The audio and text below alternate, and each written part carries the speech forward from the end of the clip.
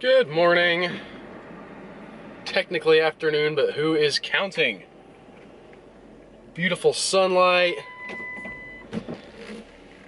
Warmed up again in the dead of winter, of course it is. That's how it goes in Florida.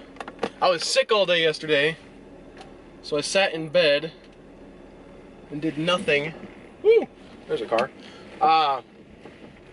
And one of the things that I did while I was doing nothing was I watched the Expendables 3.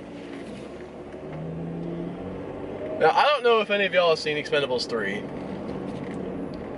but I had heard about Expendables 3.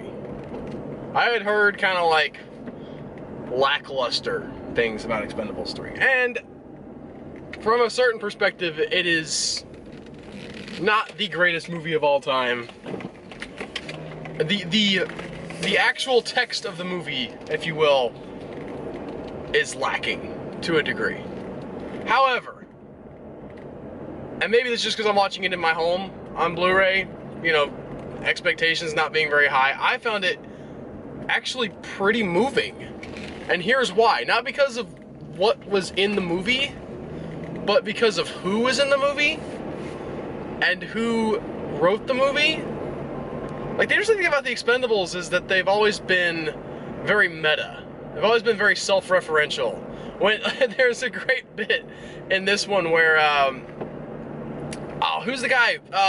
Han Solo. Harrison Ford shows up, right? And he's taking the place of Bruce Willis's character. And somebody asks him, like, oh, where's, the guy's name is Church, like, where's Church at? And he's like, he's not in the picture anymore.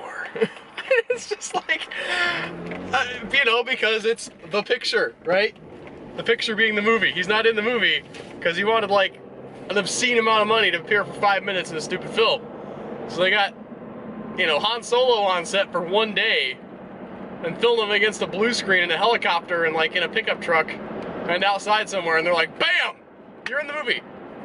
And he's like all through this movie, just like with the very limited amount of time he's on set. But anyway, so these movies are always very self-referential, but in this one that got to a different extra level, I felt like, for me anyway, because the movie is about aging and about relevance as you age, right? Like, that's the whole theme of the movie, is that I forget what Stallone's character's name is. Doesn't really matter. You know, the guy who founded the Avengers, or not the Avengers. I'm dumb. Expendables.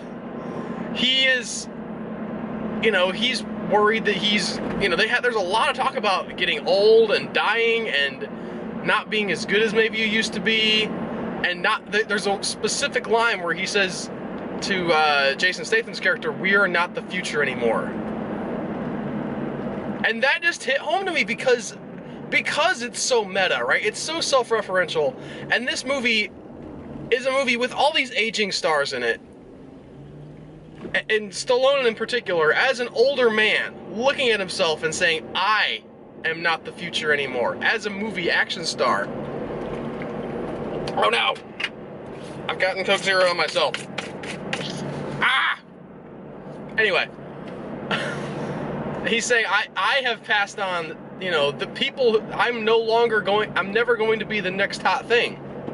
I'm always going to be that guy who is he as good as he used to be? Is, you know, like, there's always expectations, there's always, you know, and he's talking about passing the baton to these younger action stars in the real world and in the movie world, to these younger, whatever you want to call them, a younger team. It was just a very poignant kind of a message that I haven't heard a lot of people talk very much about, in that it's kind of powerful. It's kind of powerful when you consider where it's coming from and what the subtext is. As in just an action movie, it's just okay. But as a commentary on aging and losing relevance, I thought it was pretty fantastic, honestly. So those are my 2 cents. You guys see Expendables 3? Did you like it? Did you hate it? I mean, I don't know. I never got the sense that anybody hated it, but